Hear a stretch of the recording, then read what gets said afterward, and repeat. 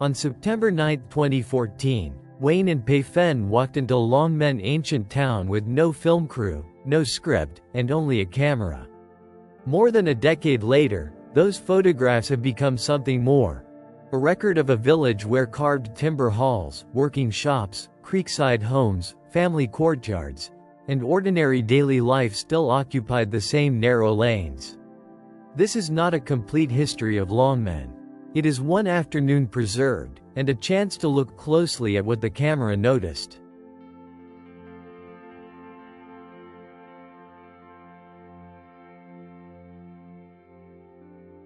Longmen sits in Fuyang District, southwest of central Hangzhou, where cultivated fields meet wooded hills. The village is widely known for its Sun clan heritage and its traditional association with Sun Quan, ruler of eastern Wu during the Three Kingdoms period. Before entering the old lanes, this photograph establishes the larger setting: farmland, utility lines, low mountains, and a settlement still connected to the countryside around it. One of the first photographed buildings carries the plaque Yu Ju Fang, commonly translated as Imperial Wine Workshop. The name is intriguing, but the photograph does not tell us exactly how the building was used. What it does show clearly is Longmen's distinctive masonry: rounded stones laid in dense courses, framed by darker brick at the corners and protected by deep tiled eaves.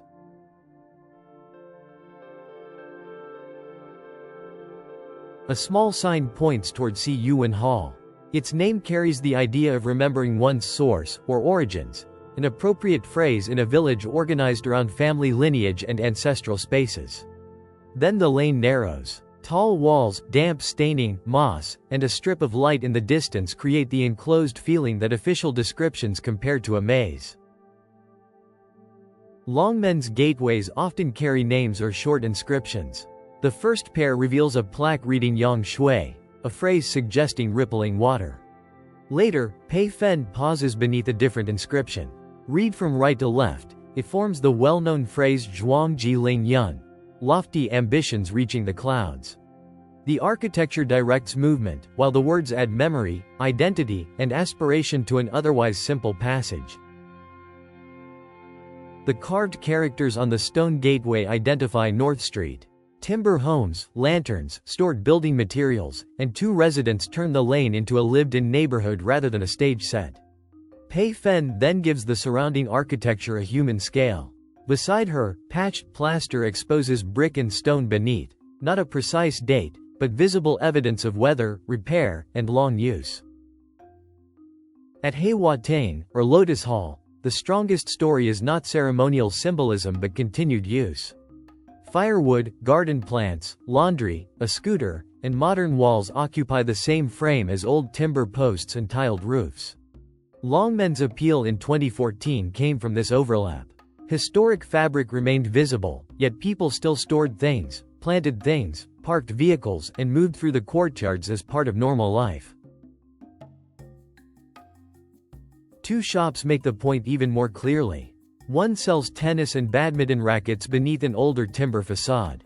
Another functions as a general store, with jars, bottles, boxes, and household goods set directly along the lane. Peifen speaks with the shopkeeper outside. Whatever the exact age of each building, these photographs show commerce adapting to inherited architecture rather than replacing it completely. An interpretive sign describes an old commercial street where shops faced the lane and worker living space continued behind them. The next photograph finally supplies the view. Painted food signs, a bakery sign, a narrow open drain, red lanterns, seated residents, and a scooter disappearing down the cobblestones. The sign gives the formal explanation. The photograph restores the street's ordinary scale. Longmen's walls are not uniform. Some use rounded cobbles in careful rows. Others combine larger stones, brick, timber lintels, earth-colored plaster, and later patches of cement. A rough arched gateway frames a small courtyard. Farther on, repairs remain visible rather than hidden. For a builder, these photographs read almost like a field notebook. Not enough to date every phase, but enough to show practical construction changing one repair at a time. A shallow open channel runs beside one cobbled lane, carrying water through the built-up village. Its exact route and original use are not clear from the photograph, so it is safest to see it as part of the local water and drainage network.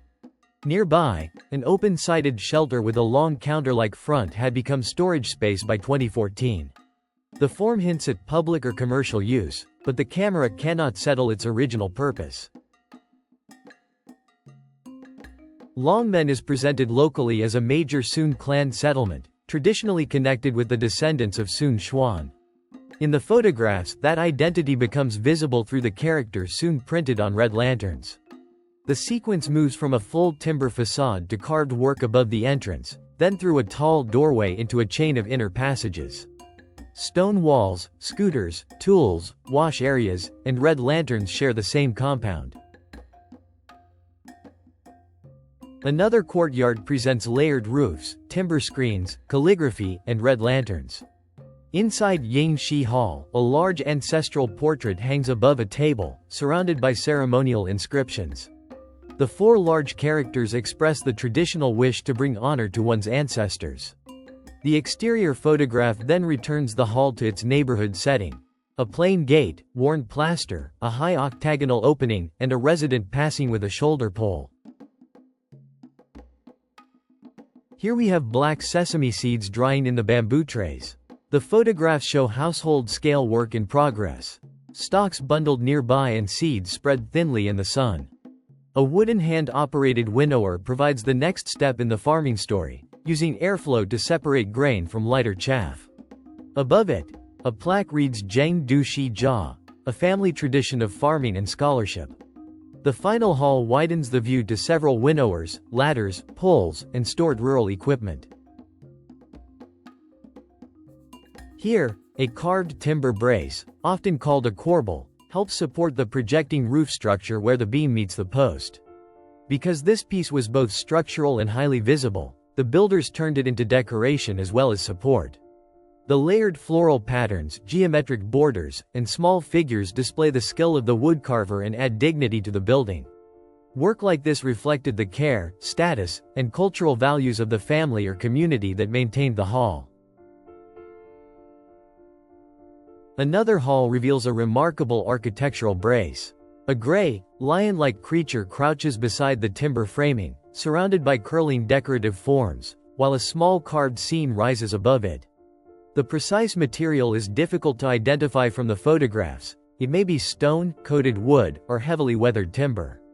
Whatever the material, the layered carving turns an ordinary structural corner into a carefully designed focal point, showing how craftsmanship could bring character and visual importance to even the supporting parts of a building.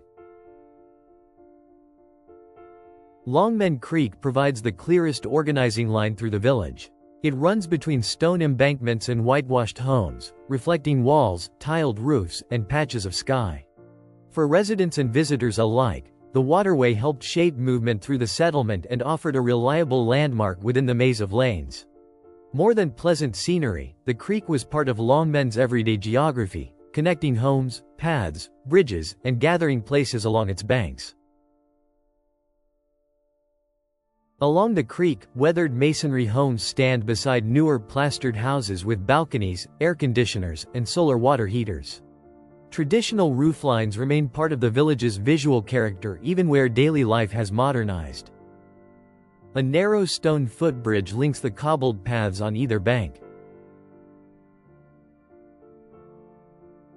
The nearby interpretive plaque names this area Streamside Households and describes a residential neighborhood along the water, distinct from Longmen's old commercial street.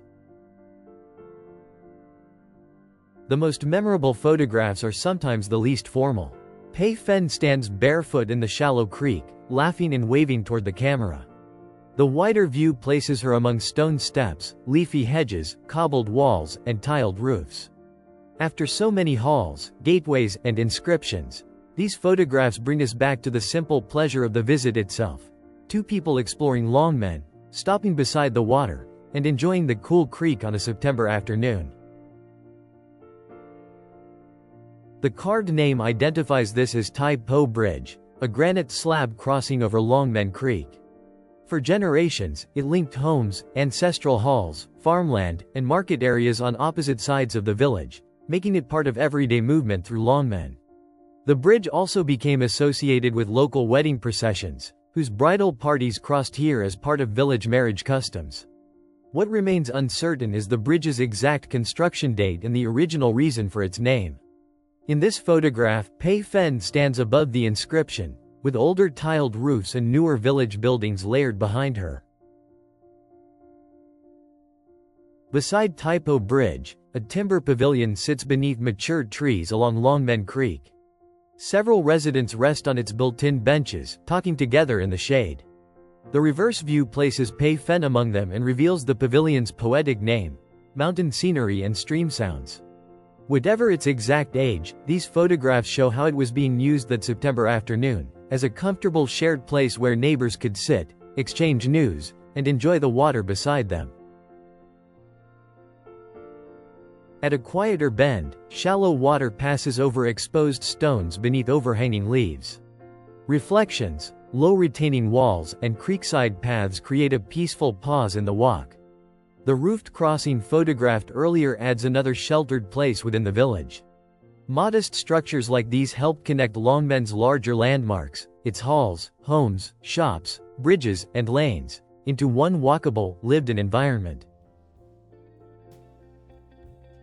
The next group takes us inside Longmen's courtyard residences. A wide view shows a long covered wing facing an open yard, with tiled roofs framing a glimpse of the mountains beyond. The second photograph moves closer to a more elaborate timber facade, where folding lattice doors, carved trim, and red lanterns share the building with an air conditioning unit and a brightly colored scooter.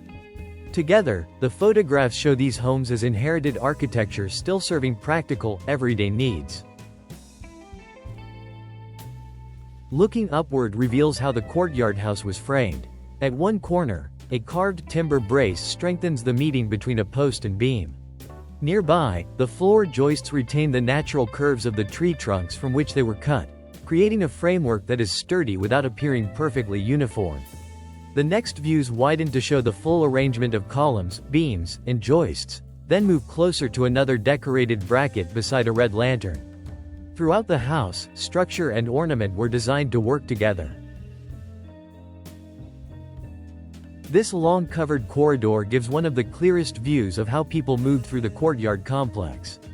Repeated timber posts, beams, carved braces, and open doorways create a strong line of perspective toward the far end. Yet the passage was also part of everyday domestic life.